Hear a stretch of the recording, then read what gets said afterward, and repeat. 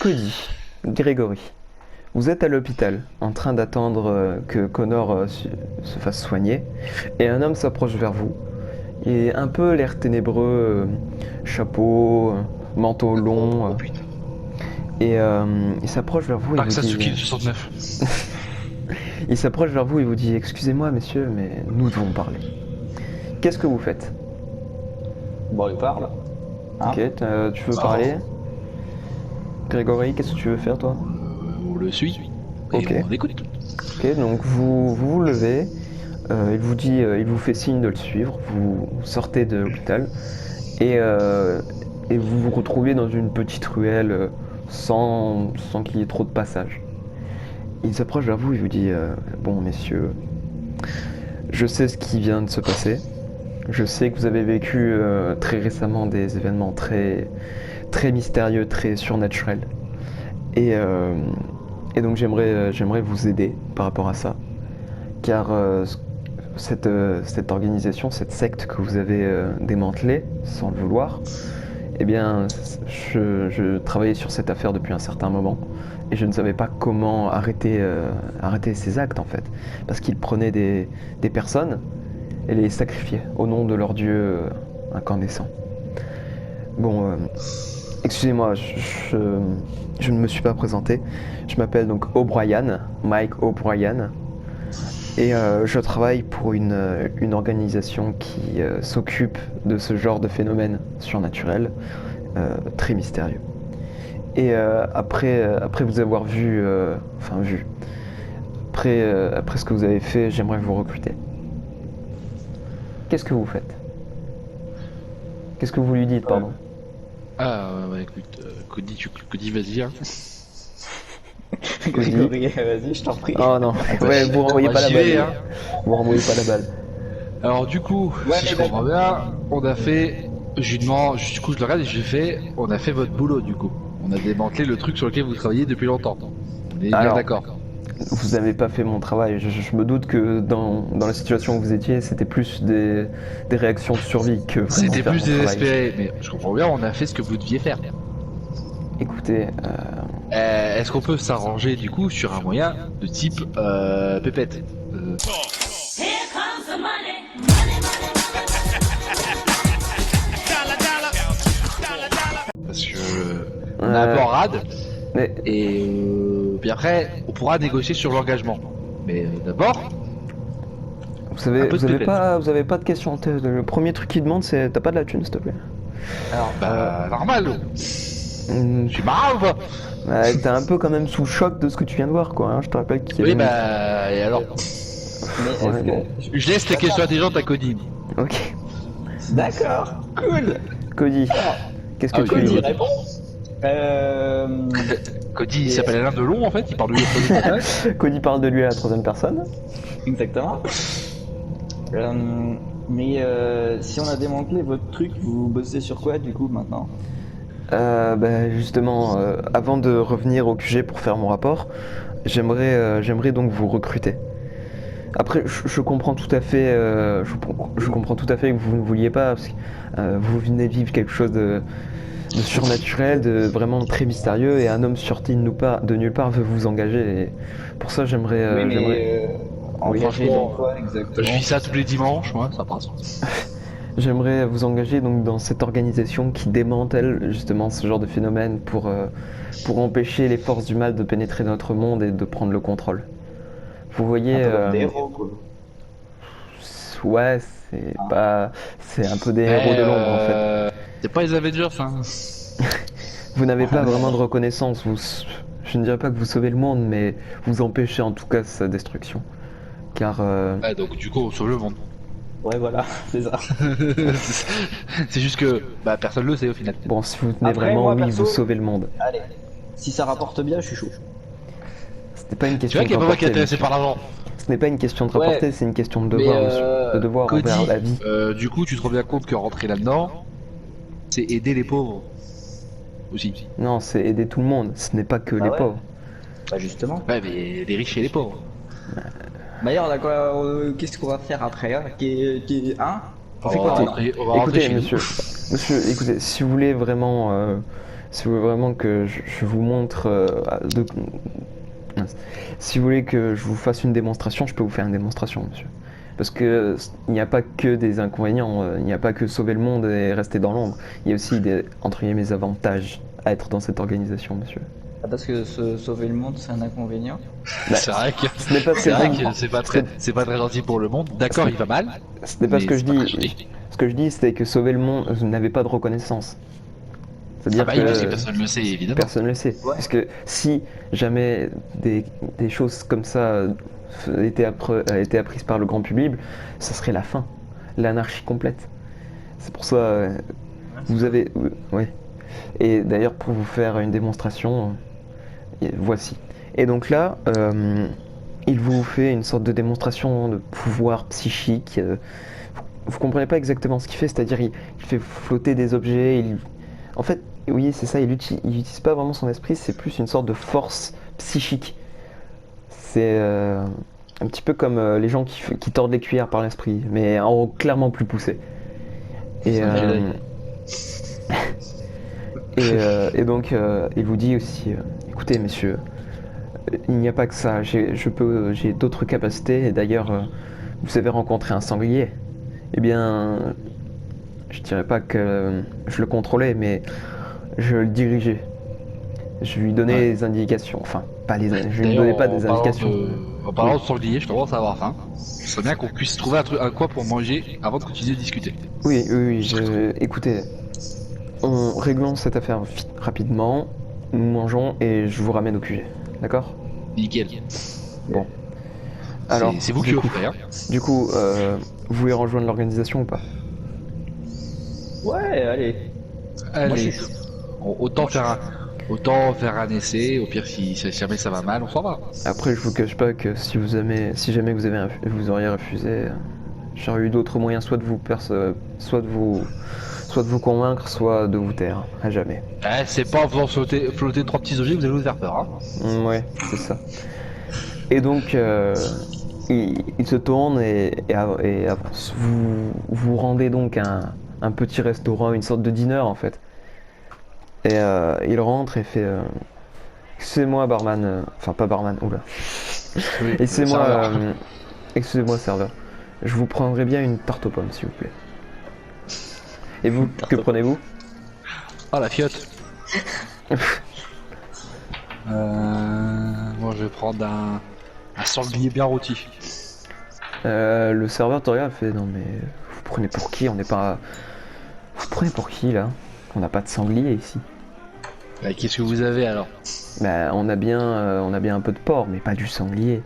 Eh bah, c'est pareil, donne-moi du porc. Eh, c'est moi qui te paye ou pas? Non, tu manges, donne-moi manger. Prends bien. Et vous, il te regarde Cody. Qu'est-ce que tu veux Alors, moi, je commander? veux bien un petit steak. Un petit steak, bon. Je vous apporte ça dans 5 minutes. Merci Et bien. le serveur part. Alors, du coup, vous êtes face à cet homme qui vous a dit son nom, mais d'ailleurs je l'ai oublié. C'est marrant, il nous l'a pas dit. Si, ici il vous l'a dit, mais même le MJ l'a oublié. C'est-à-dire que c'est passé inaperçu en fait. Oui. C'est ce que je me souviens plus. Et du coup, qu'est-ce que Si. vous lui dites? C'est O'Brien. O'Brien. J'ai plus son prénom, mais. Oui, bah, on va dire O'Brien, ça passe. Du coup, vous êtes face à lui. Qu'est-ce que vous lui dites? D'accord. Alors, du coup, qu'est-ce que c'était que cette créature qu'on a vue dans ce champ, du coup? Cette créature, eh bien, je n'en suis pas vraiment sûr, mais je ne crois pas que ça soit vraiment une sorte de dieu comme l'aurait pu vénérer cette secte. C'est plus une sorte de larve en fait. J'ai l'impression que c'est une larve. Comme un stade une espèce, embryonnaire en fait. Une espèce, ouais, une espèce d'envoyé de Dieu plutôt. Non, Pas c'était de pas- leur Dieu, on va dire. oui, on pourrait dire ça, mais c'est plus une sorte de petit. Pas vraiment. Ouais, ouais, je vois. Je rappelle quand même que la créature était quand même fat. Hein. Oui, c'est vrai qu'elle était très grosse. Ok. Cody, t'as une question en particulier? Là, pour le coup, non. Non? Vous lui avez tout demandé, d'accord. Mais du coup, j'ai toujours la dague sur moi. Oui, effectivement, tu as toujours gardé la dague, mais tu la caches quand même, parce que vous êtes un peu en Oui, je la public, cache quoi. pour l'instant. Mais c'est juste pour savoir si je l'avais encore. Ok, ok. Vous avez rien à lui demander encore? Non, vraiment, ok. Rien. Bah, pourquoi est-ce qu'il sacrifie des gens? Donc t'inquiète, laisse-moi faire. Alors, pourquoi cette secte sacrifie des gens? Eh bien, c'est sûrement parce qu'ils voulaient invoquer des créatures. Enfin, ils voulaient sûrement soit le sang, soit une autre partie de l'organisme des hommes. Et d'ailleurs, je pense aussi que votre ami avait sûrement un pacte avec cette secte, et disons que ce pacte a été rompu, hein. Du coup, Bonjour. après vous avoir parlé au dîner et mangé un petit peu, vous arrivez au port où il vous fait monter sur sur son bateau qui est d'une taille plutôt moyenne, et vous présente son marin qui s'appelle Mike, lui aussi. Et donc Mike vous serre la main et fait oh, enchanté de vous rencontrer. Alors, donc je présume que c'est toi le marin, Grégory, c'est ça? C'est totalement ça, oui. Et donc ça c'est Cody. Ouais, ben, vous avez la tête de votre prénom, hein. Ah bah, c'est gentil. tu peux l'appeler Cody ou Aka la victime, quoi. Médecin à votre service. D'accord, bon. Bon, bah allez-y, hein, on va pouvoir partir, hein. C'est parti. Et donc, vous embarquez sur le bateau, et, euh, et donc pendant que Mike demande de l'aide à Grégory pour s'occuper du bateau, toi, Cody, il y a donc O'Brien qui s'approche et qui s'approche de toi dans la cabine. Donc c'est une cabine avec une table et une sorte de siège qui longe le mur, un peu ce qu'on peut trouver dans les restaurants. Et donc O'Brien te regarde, Cody, il dit excuse-moi Cody, mais tu sais donc que j'ai certains pouvoirs psychiques. Ben, j'ai envie de te pépon. Mais sache que la force est grande en toi. Non, c'est pas ça, c'est toujours pas ça. Non, il te. C'est toujours pas la bonne époque. Oui aussi. Eh bien, il te dit en gros qu'il sent que tu peux développer des pouvoirs psychiques. Il sent que tu as une force psychique que tu peux peut-être contrôler. Alors, du coup, il essaye de te faire bouger une tasse. Donc, il te montre. Et il te dit aussi que tu dois te concentrer pour utiliser ce pouvoir. Tu dois le sentir monter en toi, monter dans ta tête pour pouvoir essayer de bouger des objets, voire plus. Sans le jus monté. Oh là là. Donc Cody, fais-moi s'il te plaît un test de pouls. Oui, de suite. Donc tu as 85, 28. 28, c'est réussi, c'est parfaitement réussi. Donc après avoir fermé les yeux, tu te concentres. Tu sens comme une énergie que tu n'avais jamais ressentie auparavant. Et tu sens que cette énergie, tu arrives petit à petit à la concentrer dans ta tête. Tu te focalises sur la tasse, tu te concentres bien. Et au bout de à peu près 2 minutes de concentration, tu arrives à libérer cette énergie pour faire bouger la tasse. Et tu fais bouger la tasse de quelques centimètres, mais tu la fais bouger. Et à ce moment-là, O'Brien te regarde et fait, avec l'air un peu satisfait, et te regarde et fait tu vois, je te l'avais dit que tu avais des pouvoirs. Maintenant, il faut continuer de t'entraîner, et peut-être que dans peu de temps, tu pourras faire plus. On ne sait pas. Oui, patron. Et à ce moment-là, Mike, Mec, c'est cru de la ligne verte, quoi. Mike, lui, qui fait un test d'un. Mec. Oui. Non, Mike. Grégory, tu vas avec Mike me faire un test donc d'intelligence, s'il te plaît. Tout de suite. Est-ce qu'il est mon lit? Ça fait donc c'est 55. Yes. Et B, c'est un total ahurissant de 68. Combien? 68. 68, c'est raté. Donc tu ne vois rien. Toi en fait, ce qui se passe, c'est que tu descends au moteur parce que tu as entendu un peu de bruit bizarre venant de lui, et en descendant les escaliers, tu glisses et te tapes la tête contre le sol. Donc ce qui te sonne un peu, ça va te mettre un petit malus dans tes jets d'intelligence et tu vas donc perdre un point de vie aussi. Donc ce qui te fait passer de 13 à... Non, non, oui, c'est ça, de 13 à 12. Voilà. Yes. Et donc lui, Mike, lui qui a réussi, il voit au loin une sorte de tempête. Donc il voit des nuages noirs, sombres. Et il se retourne vers vous, il dit bon, dans facile 10 minutes, on va avoir une tempête, donc accrochez-vous bien. Hein. Et lorsque Mike dit ça, tu vois, Cody, tu vois O'Brien qui change d'humeur. Tu sens qu'il y a un changement. Tu vois, tu le vois d'un coup changer d'expression, changer d'humeur. J'ai l'impression que cette tempête n'est pas naturelle. Qu'est-ce que tu fais, Cody? Cody, c'est vraiment de poser des questions. Bah déjà, je m'approche de lui et puis je lui demande si ça va. Non, t'es en face à face, tu vois, t'es dans la petite salle, vous êtes face à face. Je m'approche de lui. Non, il se met. Il se décale, il s'approche. Il se met devant. Mais non, mais tu sais, il fait comme les mecs dans les cinémas qui veulent draguer, tu sais, ils baillent, pardon, et genre, ils passent la main derrière O'Brien, comme ça. Oh. Je lui mets ma main sur son épaule et je lui demande ça va, Billy.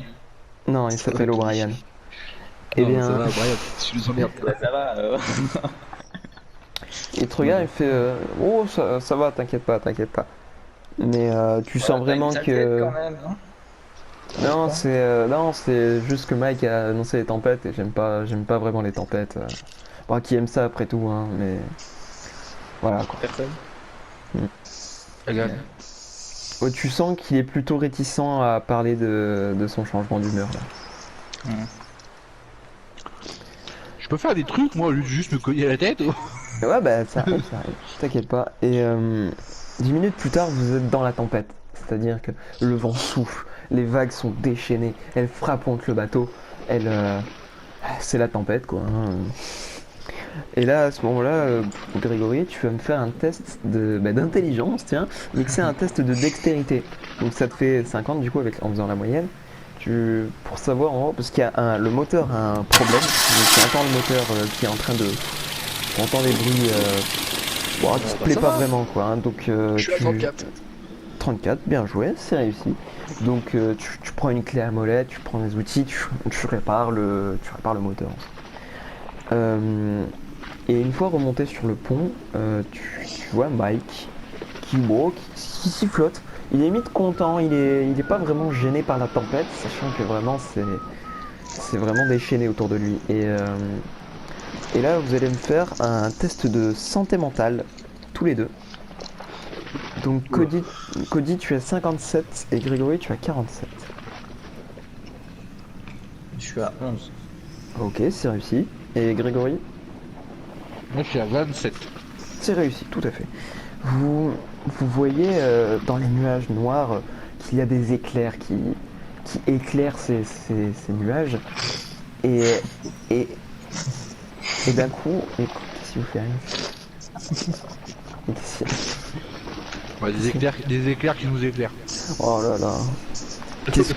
Pourquoi j'ai décidé de faire ça avec vous? Je trouve que c'est indécent quand même. Donc... vous voyez un éclair.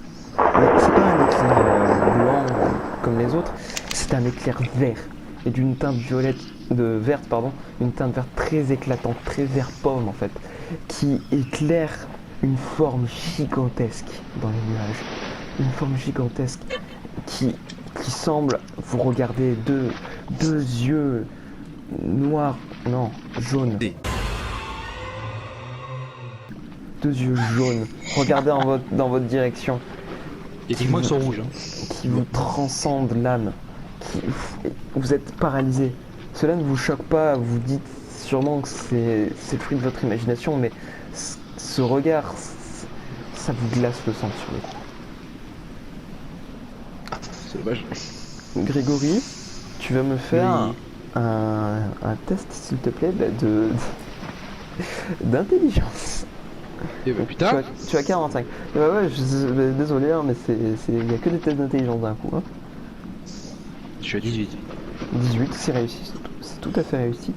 Tu remarques que après ces éclairs, cette forme, et ben Mike a disparu.